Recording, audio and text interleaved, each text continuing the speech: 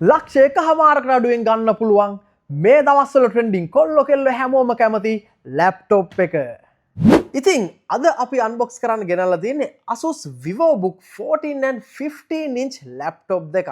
මේ VivoBook ගැන අපි කතා කරොත් සෑහෙන ලොකු රේන්ජ් එකක් තියෙනවා මේ VivoBook වල. ඉතින් අද මම ගෙනල්ලා තියෙන්නේ මේ දවස්වල කොල්ලෝ කෙල්ලෝ වැඩියෙන්ම කතා වෙන වැඩියෙන්ම කට්ටිය ගන්න පොර කන ස්ලීක් සෙක්සි සුපිරි ලැප්ටොප් දෙකක්. කතාව නවත්තලා ගිහිල්ලා බලමු මේ සුපිරි ලැප්ටොප් දෙකේ අන්බොක්සින් එකට. අපි මුලින්ම අන්බොක්ස් කරමු Asus VivoBook 14 inch ලැප්ටොප් එක. ඉතින් මේ විදිහට මෙතනින් සීල් එක එනවා. හරි. අපි බලමු මොන වගේ අන්බොක්ස් එක්ස්පීරියන්ස් එකක් මේකෙන් හම්බ වෙයිද කියලා. මෙන්න මේ විදිහට තමයි ඇතුළේ එන්නේ. මේ ටික අපි ෂේප් එකේ පැත්තකින් තියාගමු. මෙහෙම තමයි ඇතුළේ එන්නේ. අපි මුලින්ම බලමු අපේ ලැප්ටොප් එක එළියට ගන්න කලින් මොනවාද මේකේ ඇවිල්ලා තියෙන්නේ කියලා. අපිට මෙතනින් බලා ගන්න පුළුවන් ලැප්ටොප් එකේ charger එක. ඒත් එකම අපිට මෙතන තියෙනවා කෙලින්ම අපේ ලැප්ටොප් එක. ඉතින් ඊට යටින් අපිට වෙනම පේපර් වර්ක්ස් ටිකක් එනවා. ඉතින් මේවා කවුරුත් මේ අද කාලේ කියවන්නේ නැහැ බල්ලෙක්වත්. ඉතින් මේ ටික පොඩ්ඩක් අපි දැන්ට පැත්තකින් තියාගමු. මේකත් තියාගමු. මේ සීඩත් නැති වෙනවා. එළියට ගද්දි වෙනවා නැවුම් පුසුබක්. පට්ට සුවඳයි.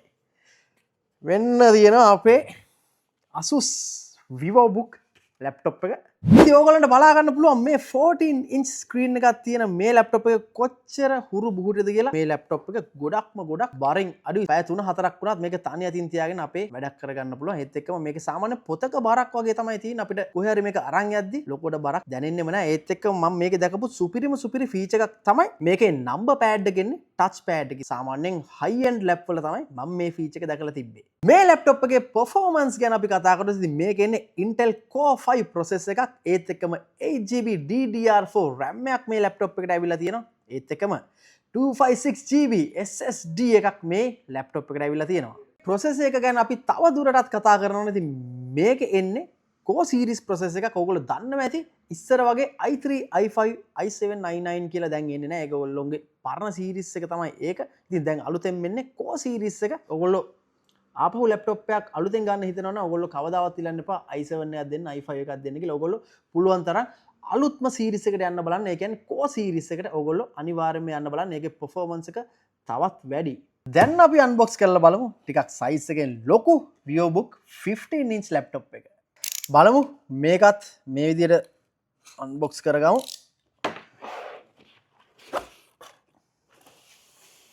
අර විදිහෙමම තමයි ඇතුළ අපිට පේන්නේ.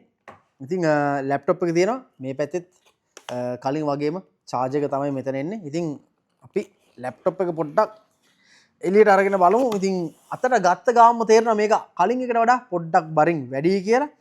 ඒත් එක්කම ඔයගොල්ලන්ට පේනවා ඇති මේකේ ලැප්ටොප් එකේ size එක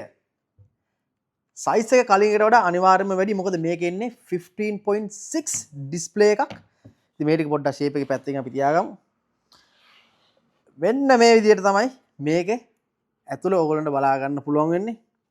බැලු බැලමට පේනවා මේක කොච්චර ලොකුයිද කියලා කලින් එකට වඩා. 15.6 IPS full HD display එකක් තමයි මේ ලැප්ටොප් එකේ ඉන්නේ. ඒත් එක්කම keyboard එකේම මේගොල්ලෝ number pad එකත් include කරලා තියෙනවා.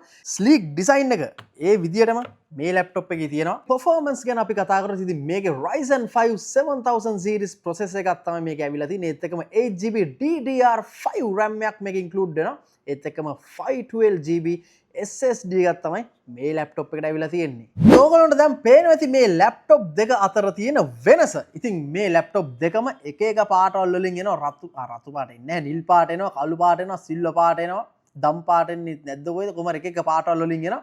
ඒත් එක්කම මේ ලැප්ටොප් දෙකම RAM එක සහ storage එක අප්ග්‍රේඩ් කරන්න පුළුවන්. ඉතින් ඕගොල්ලන්ගේ requirement එක අනුව මේ දෙකම අප්ග්‍රේඩ් කරගන්නත් පුළුවන්. මේ ලැප්ටොප් දෙකේ ports ගැන අපි කතා කරොත් ඉතින් මේ ලැප්ටොප් දෙකටම ඇවිල්ලා තියෙනවා USB port දෙකක්. ඒත් එක්කම HDMI port එකක් ෆාස්ට් ඩේටා ට්‍රාන්ස්ෆර් කරගන්න පුළුවන් වෙන type C port එකක් ඒත් එක්කම ඉස්සර ඉදම්ම ආපු ලොකු හිල 3.5 mm audio jack එකක් ඒත් එක්කම මේ laptop දෙකේම අපිට බලා ගන්න පුළුවන් වෙන්නේ නැහැ network port එක මේ laptop දෙකේ ports ටික ඔන්න ඔහොම තමයි ඇවිල්ලා තියෙන්නේ. laptop දෙකේම connectivity එක ගැන අපි කතා කරොත් ඉතින් laptop දෙකටම ඇවිල්ලා තියෙනවා Bluetooth 5.1. ඉතින් Bluetooth 5.1 එක අපිට පුළුවන් ඕගොල්ලෝගේ තියෙන Bluetooth devices කිසිම ප්‍රශ්නයක් නැතුව laptop දෙකටම connect කරගන්න. ඒත් එක්කම laptop දෙකටම ඇවිල්ලා තියෙනවා Wi-Fi 6. ඉතින් Wi-Fi 6 එක පුළුවන් ඕගොල්ලෝගේ තියෙන ඕනම connection එකක් මොනවාද Starlink ද Fiber ද අරවාද මේවද ඕනම connection එකක එන full speed එක max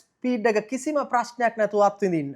මේ laptop දෙකේ battery එක ගැන අපි කතා කරොත් laptop දෙකටම ඇවිල්ලා තියෙනවා 42 watt hour battery එකක්. ඒත් එක්කම මේ laptop එකේ තියෙන ලොකු screen එකත් එක්ක අපිට පුළුවන් සාමාන්‍ය පැය 5ත් පැය 7ත් අතර battery life එකක් බලා ගන්න. ඒත් එක්කම මේ laptop එකේ අපිට පුළුවන් සාමාන්‍යයෙන් පැය 7ත් පැය 10ත් අතර battery life එකක් බලා ගන්න. ඉතින් අපි අද මේ unbox කරපු laptop දෙකේම backlit keyboard සහ fingerprint බලා ගන්න පුළුවන් කමක් නොතිබුණාට මේ මොඩල් දෙකේම backlit keyboard සහ fingerprint එන laptop අනිවාර්යයෙන්ම ගන්න පුළුවන්. හැබැයි ගාන පොඩ්ඩක් සරයි. performance පැත්ත ගැන අපි කතා කරොත් නෑ පැත්තල උන්න performance ගැන. දැන් ඔයාගේ හොඳට එහෙට මෙහෙට වෙනව නේද? එහෙම කියන්නේ මොකද්ද? නෑ. යව පස්සෙන් මේ මිනිස්සු ඉතින් ගේම් නෙගටිව් යන්නේ Bluetooth devices කිසිම ප්‍රශ්නයක් නැතුව කියලා ප්‍රක්ෂේපණය එන්නවා වගේ.